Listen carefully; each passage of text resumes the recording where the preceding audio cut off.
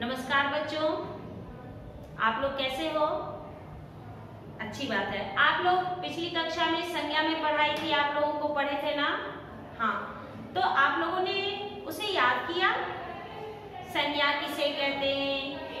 व्यक्तिवाचक संज्ञा और जातिवाचक संज्ञा, ये दोनों का जो मैं परिभाषा आप लोगों को लिखाई थी उस दिन, क्या आप लोगों ने पढ़ा?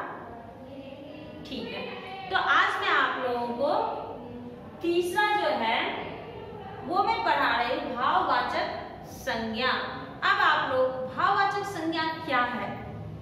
भाववाचक संज्ञा क्या है जिससे किसी का गुण, दोष, भाव पता चले।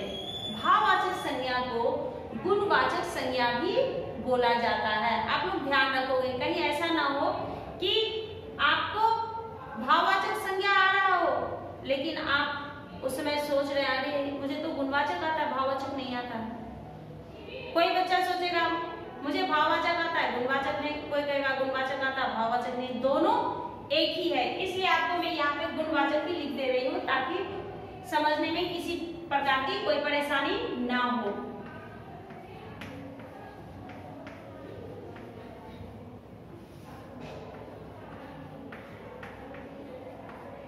गुणवाचक संज्ञा।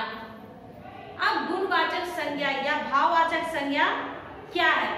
किसी के भाव, स्वभाव, गुण या दशा के नाम को बताने वाले शब्द को भाववाचक संज्ञा कहते हैं। किसी के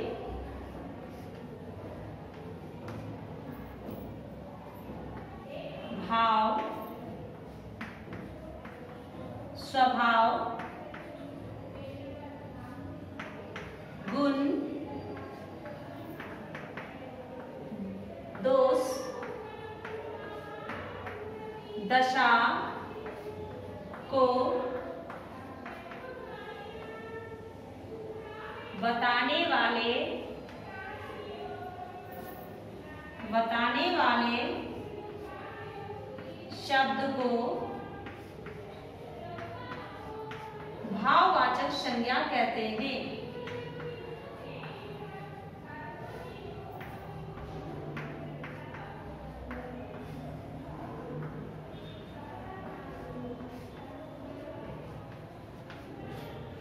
भाववाचक संज्ञा कहते हैं किसी के भाव, स्वभाव, गुण, दोष, दशा को बताने वाले शब्द को भाववाचक संज्ञा कहते हैं। जैसे सुंदरता, जैसे क्या हो जाएगा? सुंदरता।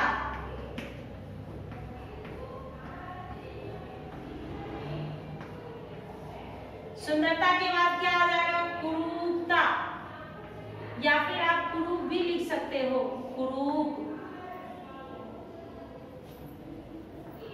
क्रोध, ममता इत्यादि।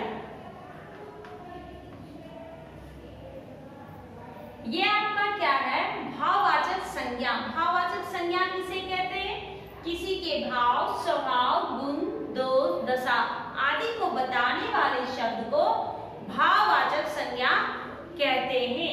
अब जैसे यहाँ मैंने लिखा सुंदरता। सुंदरता क्या? उसका गुण है, अच्छाई है, वो खूबसूरत दिख रहा है। फिर कुरूप, उसमें दोष है, वो सुंदर नहीं दिखता। क्रोध, उसे बहुत गुस्सा आता है। अब ये उसकी अच्छाई बोले या बुराई बोलिए। फिर ममता, ये उसका गुण है, अच्छाई है उसमें। तो ये सब क्या हो जाएगा? भाववाचक संज्ञा। ये तुम्हारे भाव को दर्शा रहा है। तुम कभी गुस्सा हो जाते हो, कभी प्यार से रहते हो, कभी किसी को मारते हो, कभी उसी से प्यार से बात करते हो, कभी कोई ज्यादा सुंदर दिखता है, कभी कोई ज्यादा खराब दिखता है। तो वो सब क्या है? भाववाचक संज्ञा में आ जाता है। किसमें आता है? भाववाचक संज्ञा। जैसे कि आप जब और पढ़ने के लिए आपको मिलेगा तो उसमें आप लोगों को पढ़ाया जाएगा कि एक शब्द दे दिया जाएगा, जैसे कि सुंदर। अब मान लीजिए सुंदर, अब इसको कहेंगे सुंदर जो है वो भाववाचक संज्ञा नहीं है। जब मैं उसको भाववाचक में परिवर्तित करूंगी तो उसमें ता लगाऊंगी, सुंदरता। क्या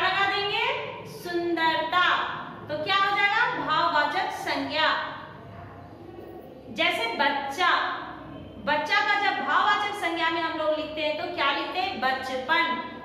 बच्चा का क्या लिखते हैं? बचपन।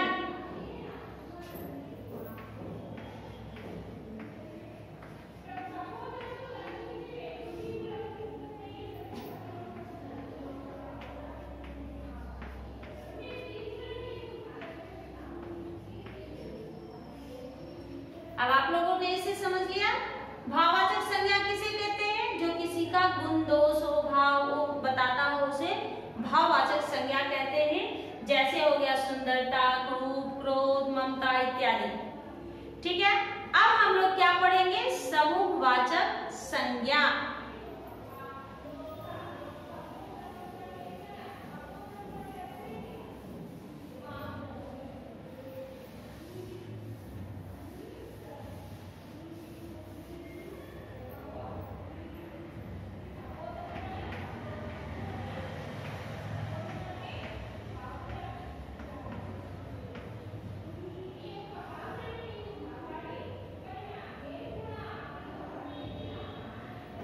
समूहवाचक संज्ञा। समूहवाचक संज्ञा क्या है? अब जैसे समूहवाचक संज्ञा में क्या होता है, इससे एक समूह का बोध होता है, इनसे एक समूह का बोध होता है। समूह यानी कि झुंड में एक जगह सब लोग इकट्ठे होकर खड़े हो जाते हैं। जैसे असेंबली हॉल, असेंबली हॉल में सब लोग एक साथ खड़े हो जाते हैं। प्रेयर के लिए जाते हो तो सभी बच्चे एक जगह इकट्ठा होते हैं, तो वो क्या हुआ? वहां पर हम लोग क्या लिखेंगे? समूहवाचक संज्ञा। वहां क्या लिखेंगे? समूहवाचक संज्ञा।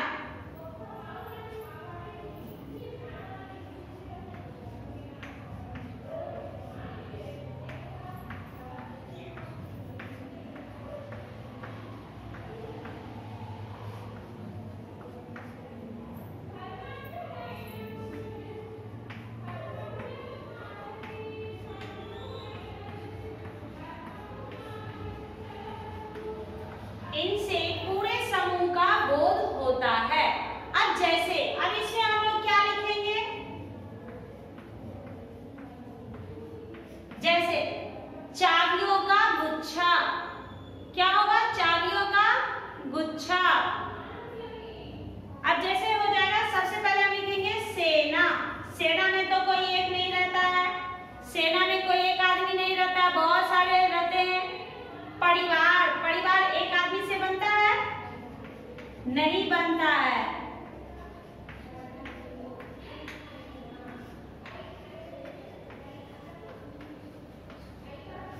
परिवार जो है किसी एक आदमी से नहीं बनता है, उसमें बहुत सारे रहते हैं, चाहे 4 रहे, 5 रहे, 10 रहे, 20 रहे, उसको परिवार बोलते हैं। किसी एक आदमी के रहने से परिवार नहीं बनता है।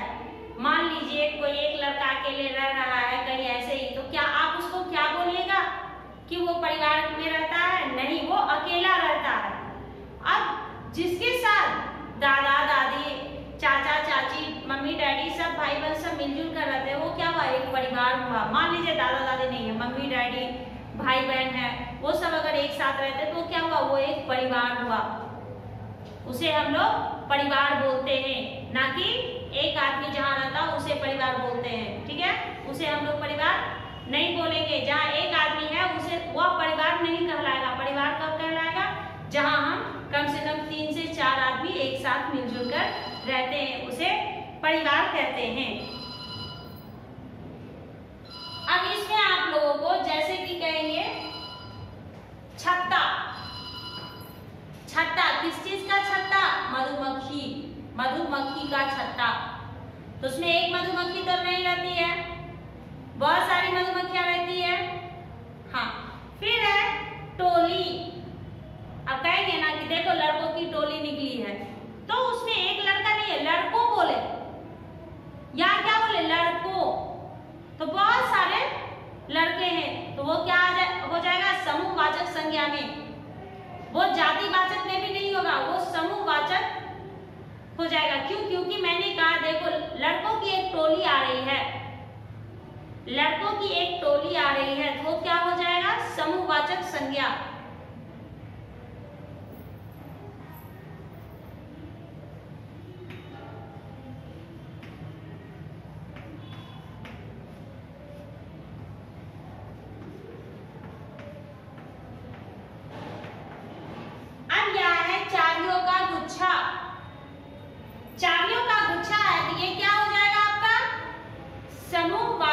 संज्ञा क्या हो जाएगा? समूहवाचक संज्ञा। अब आप लोग समझ गए समूहवाचक संज्ञा किसे कहते हैं? जो पूरे समूह का बोध कराता हो, जिसमें पूरे समूह का बोध होता हो उसे समूहवाचक संज्ञा कहते हैं। अब आप ये समझ गए? ठीक है। अब मैं इसे मिटा रही हूँ, फिर आगे द्रव्यवाचक संज्ञा पढ़ाऊंगी। अब सब पांचवा और सबसे लास्ट क्या है? द्रव्यवाचक संज्ञा।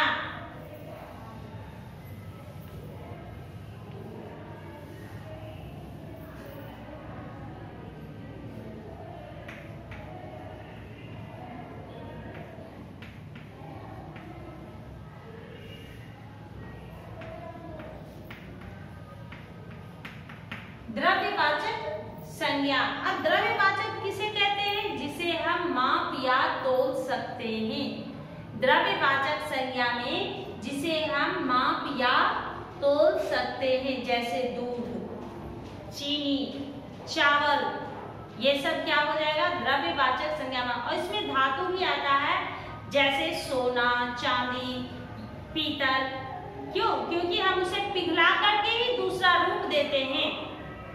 मान लीजिए कि आपके पास कुछ भी, अब मान लीजिए कि आपके पास सोने का कोई सामान है, कुछ भी, रिंग है, ईयररिंग है, कुछ भी है, तो अगर हम उसे चाहते हैं कि इसका दूसरा आकार दे दें, मान लीजिए ये गोल है, इसको हम कहेंगे नहीं ऐसा डिजाइन बनाना है, तो इसे क्या उसको पीट पीट के बना देगा? नहीं, वो टूट जाएगा। तो उसे क्या करता है सोनार? पहले उसे पिघलाता है, उसे पिघला देता है, फिर उसे नया रूप देता है। तो धातु भी द्रव्यवाचक संज्ञा में आता है।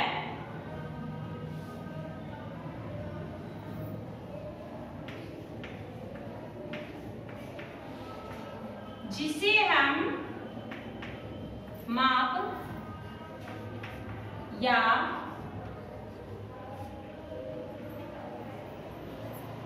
तोल सकते हैं और धातु भी द्रव्यवाचक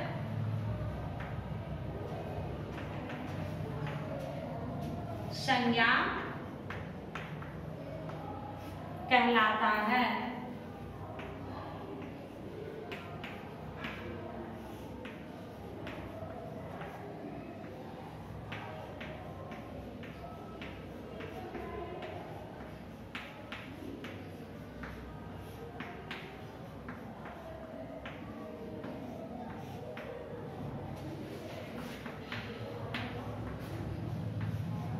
पीछे ने यहाँ क्या लिखा? जिसे हम माप या तोल सकते हैं और धातु भी द्रव्यवाचक संज्ञा कहलाता है। अब जैसे कि सोना, मैंने सोना का उदाहरण दिया। क्यों दिया? सोना, वो सोने वाला सोना नहीं, गोल्ड। अगर हमें इसे कोई दूसरा रूप देना होता है तो उसे पिघलाना पड़ता है, पिघला करके ही हम उसको दूसरा आकार देते हैं। वैसे ही चांदी, फिर घी। घी क्या है? घी आपका लिक्विड है, तो उसे हम लोग तोल सकते हैं, तोलते हैं। फिर तेल, ये क्या? ये भी लिक्विड है, तैलीय है, इसे हम क्या करते हैं? तोलते हैं। इसे क्या काउंट कर सकते हैं? नहीं कर सकते हैं। जिसे हम गिन सकते हैं वो आपका द्रव्यवाचक में नहीं आएगा। जिसे हम नहीं गिन सकते हैं वो द्रव्यवाचक में आता है। तो अब आप लोगों को समझ में आया, इसे आप लोग याद रखोगे। द्रव्यवाचक संज्ञा किसे कहते हैं? जिसे हम माप या तोल सकते हैं। इसमें धातु भी आता है, जिसे हम गिन नहीं सकते। जैसे चीनी, शुगर, उसे आप गिन सकते हो? नहीं गिन सकते हो। नमक को गिन सकते हो? नहीं गिन सकते हो। ठीक ना? तो वो क्या हो जाएगा? आपका द्रव्यवाचक संज्ञा कहलाता है। चावल, चावल को अगर मम्मी बनाती है तो उसको काउंट करके बनाती है? नहीं, किसी चीज से मापती है। मापती है? हाँ, चाहे वो ग्लास से मापे, चाहे कोई डब्बा रखते हो, चाहे कोई कटोरी रखते हो, किसी ना किसी चीज से वो माप के ही बनाती है। अब मान लीजिए आप दुकान में गए चावल खरीदे, तो क्या आप गिन के लोगे? उसको तो जाने दीजिए, मिर्ची, मिर्ची काउंटेबल है, आप उसे काउंट कर सकते हो, लेकिन क्या हम लोग जब दुकान में जाते हैं तो उसे गिन के खरीदते हैं? नहीं ना, वो भी माप या तोल के ही देता है, मापता है तभी वो मुझे देता है, नहीं तो वो नहीं दे सकता।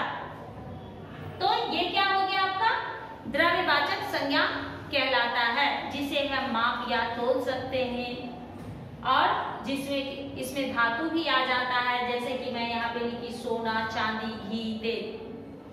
आप लोग ये पहले पढ़ चुके होंगे, फिर भी एक बार मैं आप लोगों को याद दिला दी। तो अब आप लोगों का काम क्या है कि अच्छे से संज्ञा को पढ़ना है, समझना है और उसे याद भी करना है। टीचर आपको नोट्स तो देंगे ही, आप लोग क्या करोगे, रफबुक में इसको लिख करके रखिए। मान लीजिए पढ़ते समय आपके पास मोबाइल नहीं है, कुछ ऐसा, तो आप कैसे पढ़ोगे? तो आप रफबुक में लिख करके रखोगे ताकि पढ़ने में आप लोगों को सुविधा हो। ठीक है, तो आपका संज्ञा खत्म हो चुका है, यानी कि मैंने आप लोगों को संज्ञा पढ़ा दिया, ये आप लोगों को अच्छे से याद रहना चाहिए। अब अगली कक्षा में हम लोग जब मिलेंगे तो यही संज्ञा जो है इसको हम लोग बंद करेंगे, सर्वनाम पढ़ेंगे। ठीक है, तो आज का होमवर्क देखिए।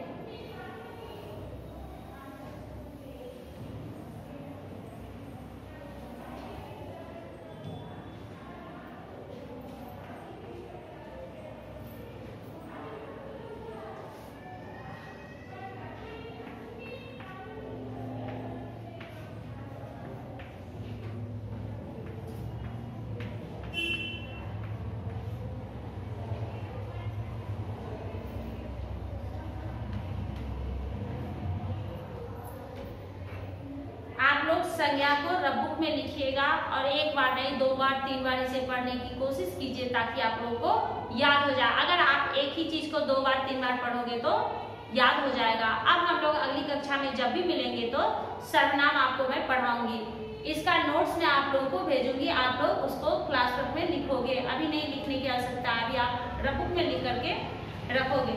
हम लोग क्लासवर्क के लिए नोट्स भेजेंगे तो उसमें आप लोग लिख करके रखिएगा, ताकि फिर जब टीचर आपसे पूछे तो आप ये नहीं कहना कि टीचर आपने तो मुझे लिखाया ही नहीं, आपने तो मुझे पढ़ाया ही नहीं। ठीक ना, तो आप लोग कर लोगे। चलिए अब हम लोग अगली कक्षा में मिलेंगे बच्चों, धन्यवाद।